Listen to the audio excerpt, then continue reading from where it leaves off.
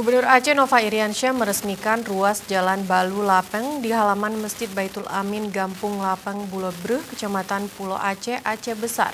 Jalan tersebut dibangun Badan Pengusaha Kawasan Perdagangan Bebas dan Pelabuhan Bebas Sabang atau BPKS dengan sumber dana APBN DIPA BPKS tahun anggaran 2021.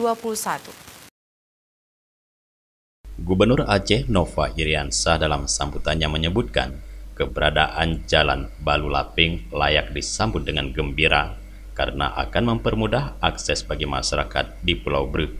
Nova berharap jalan itu akan memberikan nilai tambah bagi Pulau Aceh dan menjadi pemicu majunya aktivitas ekonomi di pulau yang termasuk ke dalam kawasan BPKS tersebut.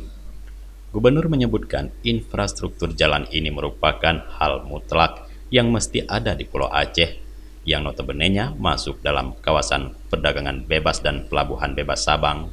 BPKS sebagai lembaga negara non-struktural dengan kewenangan mengelola kawasan Sabang diharapkan tidak mengalihkan fokusnya dari Pulau Aceh karena kawasan ini memiliki banyak potensi unggulan yang bisa dikembangkan ke depan. BPKS juga diminta melakukan prioritas pembangunan dan pengembangan Pulau Aceh sebagaimana yang dilakukan di Sabang, dengan memperhatikan potensi-potensi yang dimiliki kecamatan kepulauan ini.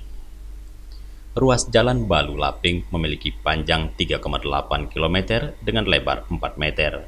Jalan yang dilengkapi dengan lampu penerang ini dibangun dengan anggaran 17,6 miliar rupiah. Keberadaan Jalan Balu Lapeng cukup strategis karena merupakan satu-satunya jalur darat yang menghubungkan Kampung Lapeng dengan desa lainnya di kawasan itu. Dari Pulau Aceh, Tim Liputan Aceh TV melaporkan.